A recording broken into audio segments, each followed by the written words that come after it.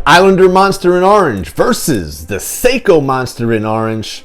We're going to see which one is better. We're going to do a lot of different comparisons and see whether or not Mark's watch actually holds its own against the original, the vintage Seiko Monster. You guys asked for it in the comments. I delivered on this episode of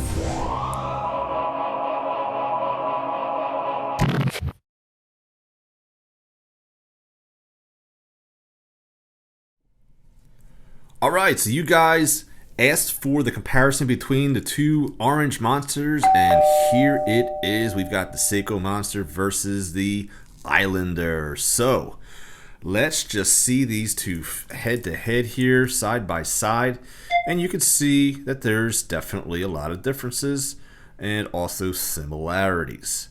Now on Mark's, right away what I see is I see a lot more of the black outline, especially like on the indices. You can even see that double shark tooth on the top there. There's no black line that separates, just like here, but also none of these indices here are outlined in black, unlike here. So that's a big difference that I could see right away, besides the obvious Islander logo compared to the Seiko. Mark also does the lettering a little bit different at the 6 o'clock position. He makes his font a little bit smaller, and he also doesn't have the diver's indication as Seiko does. And typically when you see divers 200 meters, that means that this watch has gone through a lot more testing. So when you see a diver's 200 as opposed to just a regular 200 meters, that's actually a bigger deal than just having that on the dial. And I'm going to give you a couple examples as to the difference between the two.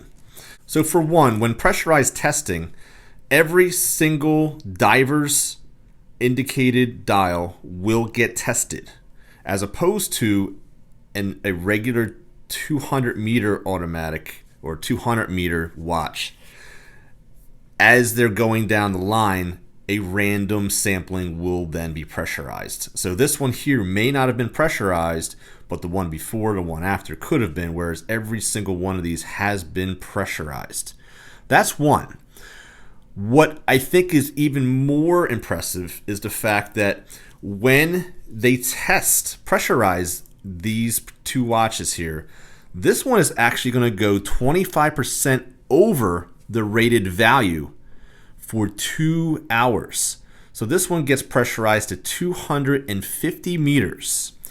As opposed to a 200 meter, they're actually going to pressurize this to 200 meters up to 10 minutes. Again, huge difference between the two. But I think the most impressive thing out of the two that I've mentioned so far is the fact that this one here will go 4 inches for 1 hour pressurized, okay? As opposed to this one here, which will go underwater 30 centimeters static, just like this one, for 50 hours pressurized. Again, guys, huge difference between the two. Now, with all that being said, so here we go. This one here is considered to be ISO 6425 certified. This one's not. With all that being said, though, because this is a new watch and this is a vintage one, which one would I choose to go diving with at this point in time? There would be no question that I would go with this one because it has new seals, new gaskets, and it's just, to me, I would trust this one more. Now what I'm going to do is I'm going to twist the bezels and give you guys some bezel action. So here's Mark's.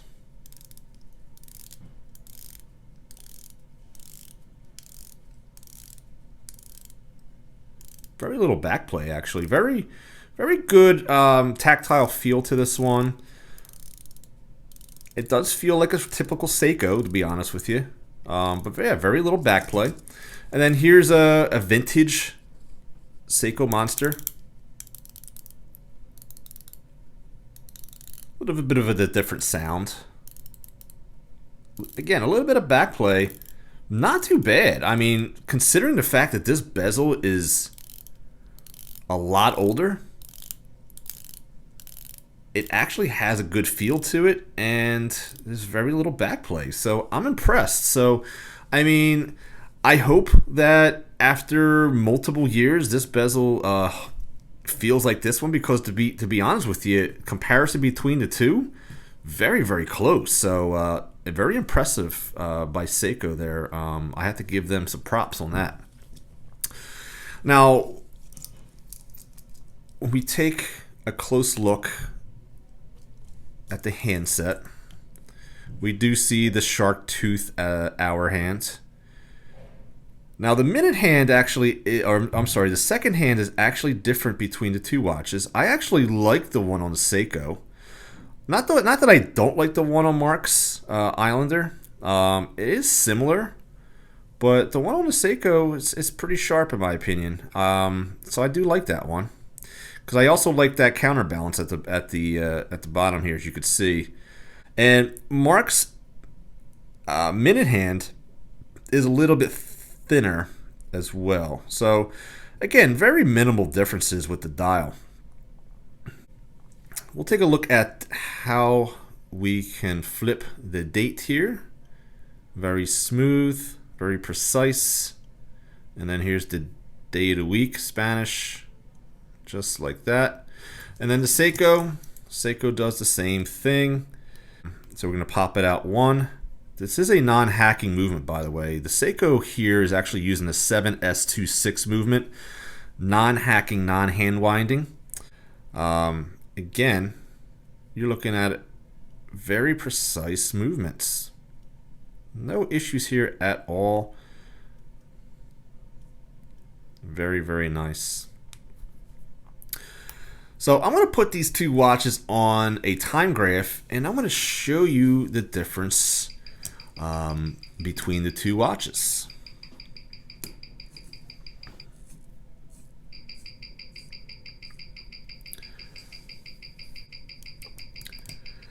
Now, when it comes to measurements, guys, we'll take a look here and see, is there really any difference in measurements between the two watches? So the Seiko is right at 41.6. We got Mark right around 42.36. So again, I mean, they're both pretty much 42 millimeters. 14.11 for Mark, as opposed to Seiko, 13.67.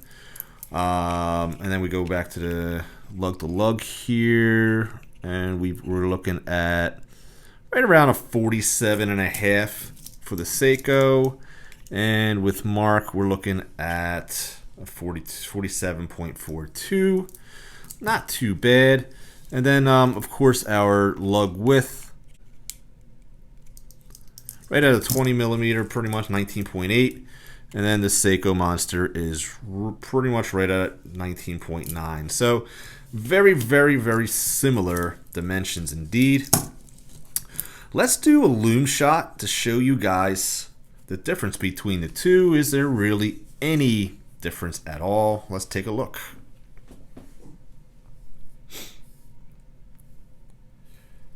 So as you guys could see, the Seiko definitely holds its own. So the Lume on it is actually very impressive indeed. Now, here's the thing. Let's take a look. We know that Seiko uses hard Alex, and we also know that Mark does a lot of the sapphire. All right, so let's test out the Seiko first. And as you can see with the Seiko, we do not have crystal, sapphire crystal. With Mark, he uses sapphire crystal always. So definitely an upgrade there. Upgraded movement with Mark with the hand winding and the hackable movement. So definitely good stuff there. Now the thing about Mark's Islander that I do not like, as I'm winding this corner right here, I always find my thumb catching that corner which I find a bit on the sharp side. So I did not like that, and I have found that my thumb does get a little bit chewed up a little bit as I'm winding that movement. And you do catch it. It's hard not to catch that. Whereas the Seiko here, actually, I do not catch it at all, because what happens is my thumb just kind of just rolls right over it. It doesn't get caught at all. It's actually smooth, a lot more refined than the Islander. So definitely a plus there for the Seiko. Now we take a close look at the crown. We've got a coin edge on the Islander. The Islander also comes with the logo on the crown. We have a naked crown, and we also have more of a gear pattern for the Seiko. The bezel itself has the same pattern. Not much of a difference there. And if we take a look at our side view here, again, everything looks very similar dimensions. When we take a look at the Seiko,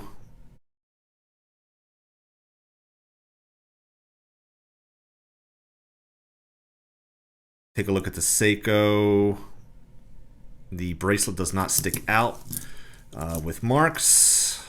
Islander, same story, so you don't get that overlap, which is very nice. We take a close look at the bracelet. Very nice brushing all throughout. And then we get the polished links in the center. The Seiko, same situation. This bracelet has actually been refinished, so whoever did the refinishing actually just brushed it all throughout. But this one also did have polishing as well. If we're going to compare the two finishing, it's, of course, you're comparing a brand new watch versus a older watch, which is not fair. Mark does the safety clasp with the middle clasp here. Very nicely done. Seiko, you do get Seiko stamped here. It is a safety clasp, and you get the press clasp. Now, this isn't the typical press clasp that you see on a lot of watches. This one actually feels a little bit better than usual, but it is a press clasp, you know, in and of itself. I mean, at the end of the day, that's what it is. So if you're not a big fan of press clasps, you probably won't like that. But we do get 4 micro adjusts on the Seiko, and Mark does 3 micro adjust. Mark also does do the screw pins, whereas the Seiko does the push pins. So definitely a difference there. Case backs, Seiko has the typical wave pattern there, and Mark, he does the Islander high polish. So it's a fingerprint magnet indeed, and this will definitely get scratched up. Camera around, guys, and before I do so, let me just take a weight of the two and see if there's really a weight difference, because I think that's pretty important as well for you guys. So we'll take a weight of the Islander first. The Islander is weighing in at almost 7 ounces, and that would be 192 grams. And we look at the Seiko. The Seiko is weighing in at a 5.9 ounces, which actually equates to 168 grams. So the Seiko actually is a bit lighter. Well, I'll tell you what, guys. You know, when I do these reviews, I really don't do a lot of prep work. So when I actually have these watches under the camera, sometimes I come up with some really big revelations. And actually today, I've had these watches for a while now, and I just noticed it as I had them under the camera, that when I took a closer look at these 2 dials, that the Seiko has that diver's indication, whereas Mark doesn't. And I'm not taking anything away from Mark's watch, but as I said in the review, the Seiko has undergone some rigorous pressure testing for the 25% over the depth rating. So you're looking at a 250 meter as opposed to being tested at 200 meters. But I think one of the most impressive thing was this one gets tested, every single Seiko that has the diver's mark gets tested for 50 hours. A 200 meter without the diver's indication is going to be randomized. So this one may not have been tested. The one before it, the one after it could have been tested. Totally random. And you're getting a 10-minute pressurized test as opposed to 50 hours of this one here. Big deal, guys. Big, big deal. So that was something that I didn't realize until now. But I mean, besides that, I mean, you're getting the upgraded sapphire crystal with Mark's Long Island watch. You're getting the hackable hand winding movement. You're getting that NH36 movement.